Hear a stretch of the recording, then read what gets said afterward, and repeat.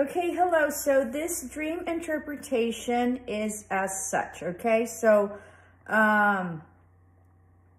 this person has had a recurring dream, which means that it's something that is bothering her and that it has been unresolved and is coming up over and over again, okay? So, and the recurring dream is about this person being asked, asking her sister, asking her for a certain amount of money, okay? In the dream, she is very persistent and keeps wanting to compromise with the amount of money. So I simply respond by saying, you know, that she's not giving her anything, poop, that she's not giving her anything, but so then the dream has variances, right? Because every time you have a recurring dream, there's sort of a variance in the dream, but it's sort of the same topic and it sort of runs the same way. So, so then last night in the dream, in the recurring dream, she was sitting down and studying, and then she was at the same table as her, the sister was, because this is a sister that's asking her for a certain amount of money. And then, but she had a little boy, the sister had a little boy, and he was like 7 or 9 years of age. And so she started nagging about the money, and she continued to ignore her. But then later the little boy who was with her started nagging at the person, at the dreamer, okay? And then so the little boy was being obnoxious and screaming at her ear, and then she got irritated and got in his face and screamed, "You're irritating the F out of me, F off." And then so she gathered her books and other stuff and then walked away. So she grabbed her sister, the dreamer's sister, right, who's the one that's asking her for the money, grabbed the little boy and told him, "You're irritating your aunt, you know, so-and-so." I looked at her like she was crazy because her sister does not have any children. And so that's it. Okay, so several things, okay? So, where shall I start? So, so them sitting at the table means that they both possibly want to compromise, or they both want to talk, or, you know, they're sort of sitting right at the table. So they're coming together for whatever reason, even though it's conflicted. The sister is asking her for some money. So she's wanting some sort of compensation of some sort. It's interesting that there's no amount of money. So what I'm thinking is that the money in of itself, the amount of money really doesn't matter. What matters is the compensation. And so she's wanting some sort of compensation for whatever went between these sisters. Whatever happened between these sisters, the sister, right, not the dreamer, not the one that came to me, wants some sort of compensation for whatever is going on, okay?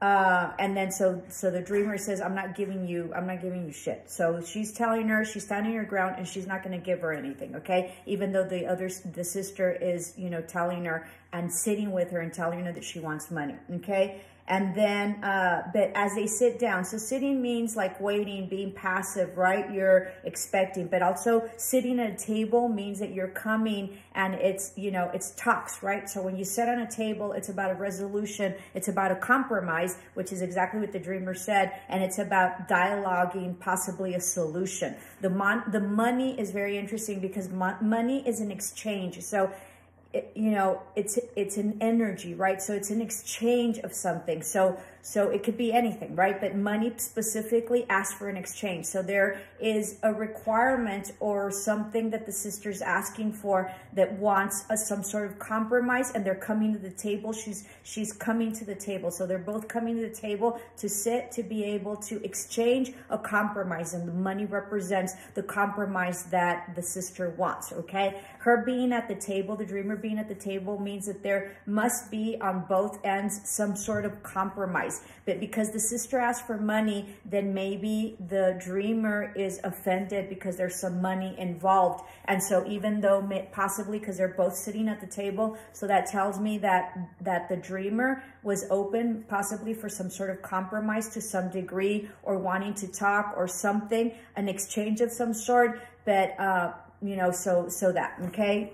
Possibly, or that the sister wanted you know, her to come and compromise at the table. So the table is very significant, and so is the sitting, okay? So while they're both there, the sister, who does not have children, has a 7 to a 9-year-old boy, okay? So what that means is that a child represents either a project, okay, or something that they are formulating a plan.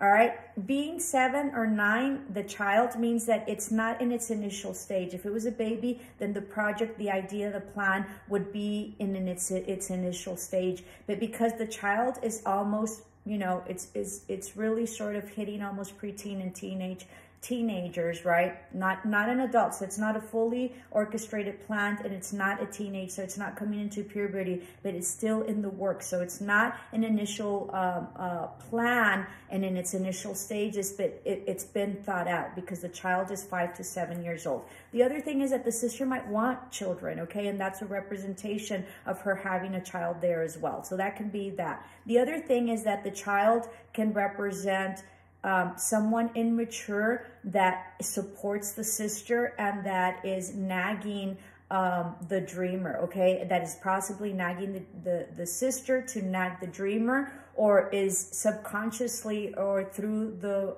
mother, right, which is the sister, because it was her child, you know, which is nagging the sister, so that way she can nag and keep nagging to the dreamer, okay? I hope that makes sense.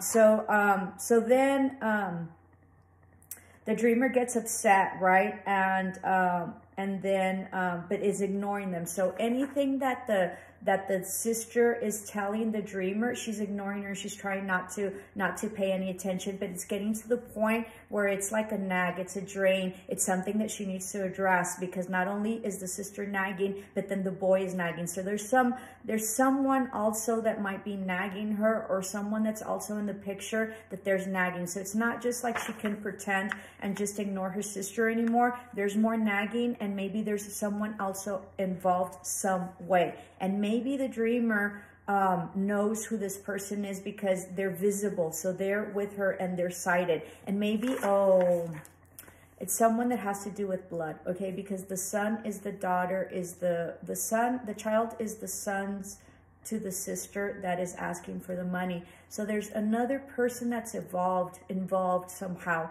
that can be like blood related, okay, that is supporting the sister, okay? So several things. It can be an immature person, you know, possibly if the sister has a boyfriend, you know, lover, whatever, it could be that. It can be a plan that's in its development, right?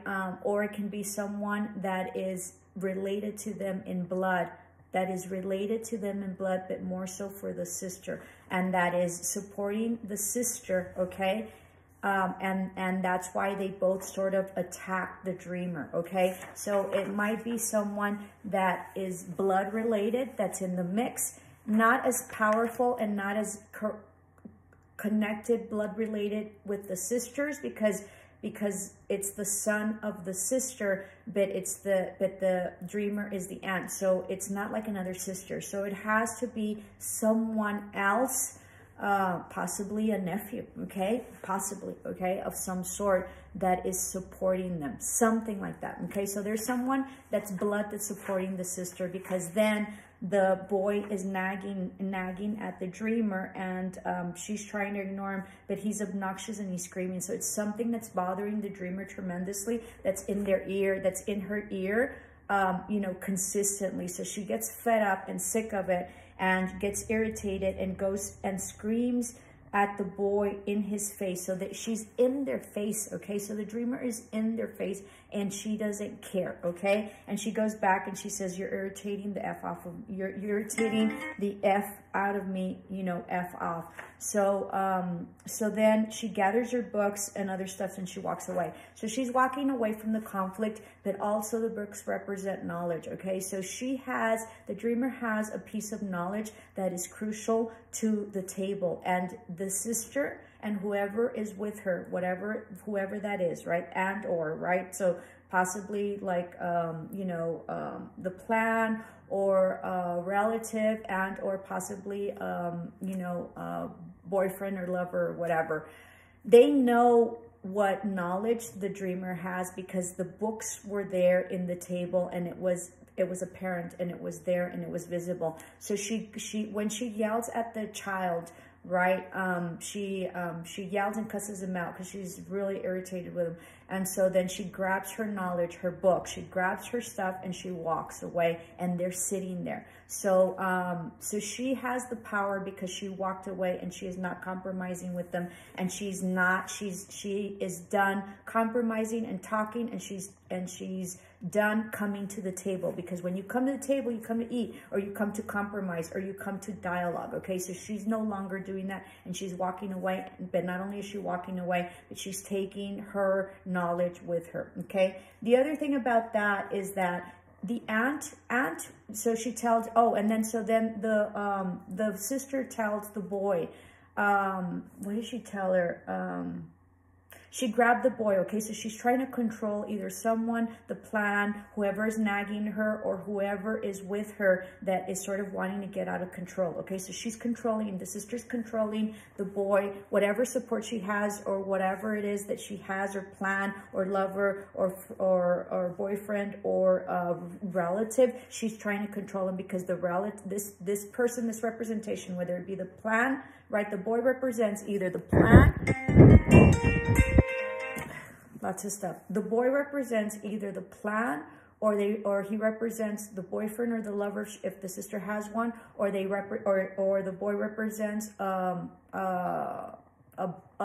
someone related to them in blood. Okay, so the sister's trying to control them because the boy is out of control, and she says, "Stop it! You're irritating your aunt. You know, so and so."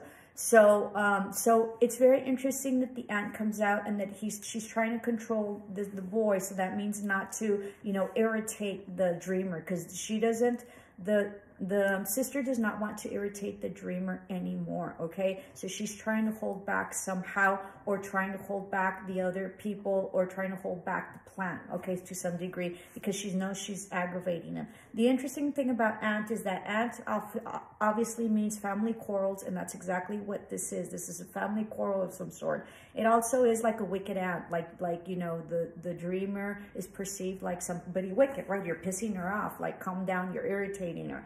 Aunt also represents a judgment that's been called. So I'm thinking that the dreamer placed judgment on her sister and the child, or indiscriminately, the child sort of landed in that, okay? And so, so there's been some judgment that's been handed down, okay? And that's the representation also of aunt. So I hope this helps, and thank you so much for the person that reached out. Let me know, okay? Namaste, love and light. Ciao.